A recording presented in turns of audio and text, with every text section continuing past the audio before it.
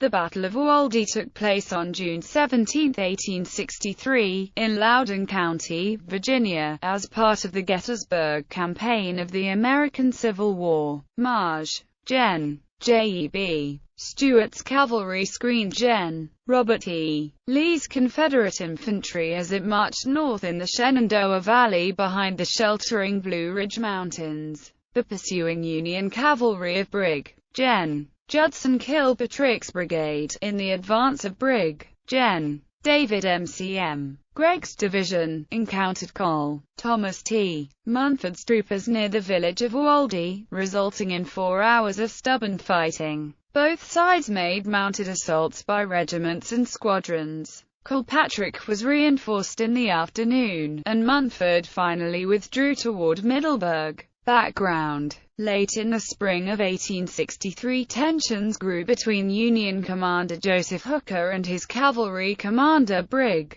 Gen. Alfred Pleasonton because of the latter's inability to penetrate Marge. Gen. J.E.B. Stuart's cavalry screen and gain access to the Shenandoah Valley to locate the Army of Northern Virginia, which had been on the move since the Battle of Chancellorsville in early May. On June 17, Pleasonton decided to push through Stuart's screen. To accomplish his goal, he ordered Brig. Gen. David M.C.M. Gregg's division from Manassas Junction westward down the Little River Turnpike to Aldie. Aldie was tactically important in that near the village the Little River Turnpike intersected both the Ashby's Gap Turnpike and Snickers Gap Turnpike, which respectively lead through Ashby's Gap and Snickers Gap of the Blue Ridge Mountain into the valley. Battle. Early that very same morning, Colonel Munford led the 2nd and 3rd Virginia Cavalry eastward across the Loudoun Valley from Upperville through Middleburg to Aldie on the Bull Run Mountains on a reconnaissance and forage mission. He established a line of pickets in Aldie to watch for enemy activity and withdrew his 2 regiments northwest of town on the Snickers Gap Turnpike, to camp on the farm of Franklin Carter. About 4 p.m., Gregg's advance column of the 2nd and 4th New York, 6th Ohio, 1st Maine, 1st Rhode Island, and 1st Massachusetts, under the command of Brig.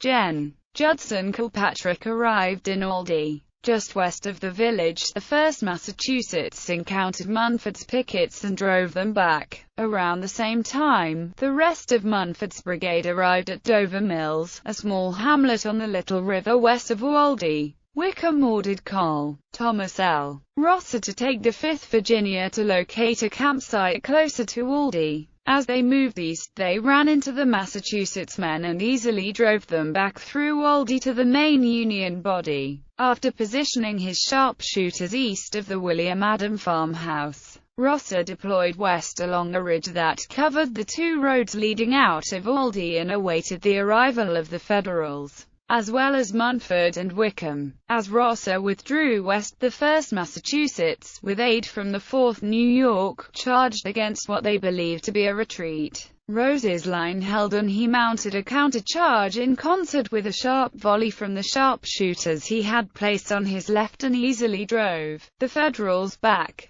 securing his hold on the Ashby's Gap Turnpike. Kilpatrick then turned his attention towards the Snickers Gap Turnpike. and artillery duel ensued and more cavalry on both sides soon arrived. A furious fight erupted, which at first went in favor of Munford as Federal charges were met, stopped, and then forced back by the withering volley of sharpshooters entrenched along the stone wall. The 1st Massachusetts Cavalry was trapped in a blind curve on the Snickers Gap Turnpike and was destroyed, losing 198 of 294 men in the 8 companies that were engaged. One detachment under Henry Lee Higginson was virtually wiped out in hand-to-hand fighting. The tide finally turned as Union reinforcements charged into the fray in the fading light, and the 6th Ohio overran Boston's detachment on the Ashby's Gap Turnpike, capturing or killing most of his men.